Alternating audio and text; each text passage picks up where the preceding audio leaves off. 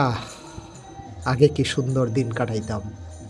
এই গানটির প্রতিটি লাইনে আগেকার দিনের সরল জীবনযাত্রার নস্টালজিয়া উঠে এসেছে। গানটির মধ্যে একটা আন্তরিকতা আর গভীর আবেগ রয়েছে। রয়েছে সকল ধর্মের মানুষের মিলেমিশে এক হয়ে থাকার কথা। এই গানটি বেশিরভাগ মানুষের কাছে এখনও জনপ্রিয় হয়ে আছে। অনেকে বলে এটি বাংলাদেশের একজন জনপ্রিয় গায়ক হাসান চৌধুরীর গান। আবার কেউ কেউ বলে গানের লিরিক লিখেছেন মেজর আব্দুল হক বীর প্রতীক। প্রথমে এই গানটি গেয়েছেন শিল্পী আকবর, কিন্তু গুগলের তথ্য অনুযায়ী গানটি রবীন্দ্রনাথ ঠাকুর লিখেছেন। এই গানের প্রথম সঙ্গীত শিল্পী ছিলেন রবিশঙ্কর। গানটি রবীন্দ্রনাথের অনেক বিখ্যাত গানের মধ্যে একটি, এবং এটি অত্যন্ত জনপ্রিয় বাংলা রবীন্দ্রসঙ্গীত। এসব বিভ্রান্তি দূর হওয়া দরকার।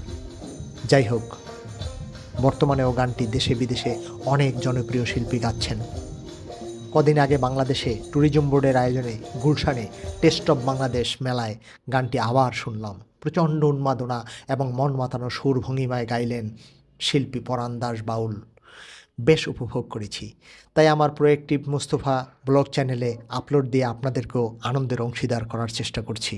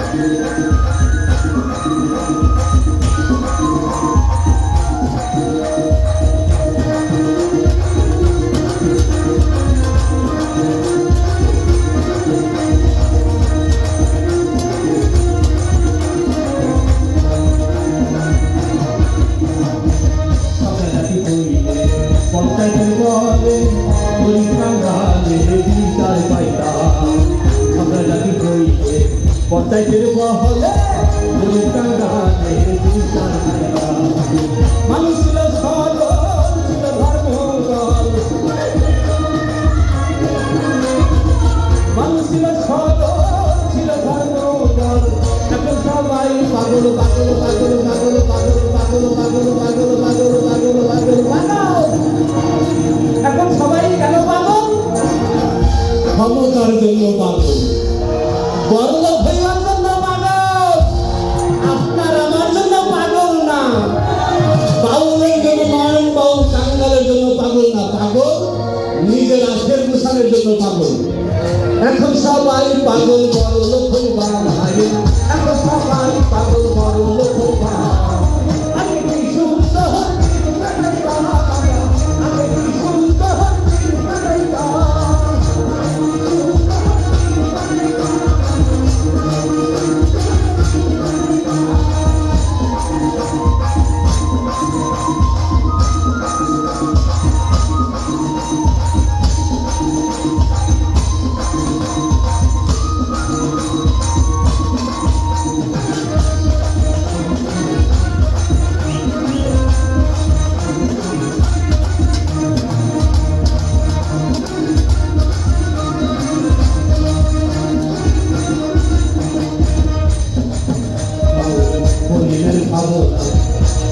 পাবনা শিববা সোনা টুকি হইতা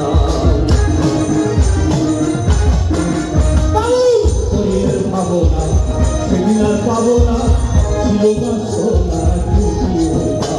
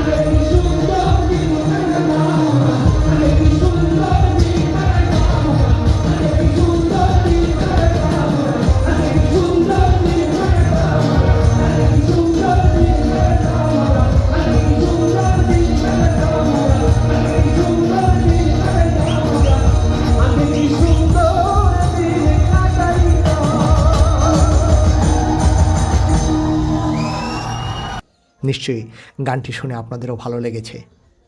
গানের সাথে, আনন্দের সাথে, প্রাণের সাথে আমরা বসবাস করি, ভালো থাকি, অন্যকে ভালো রাখি, এই শুভকামনায় শেষ করছি আজকের বাউল গানের আসর। আল্লাহ হাফেজ।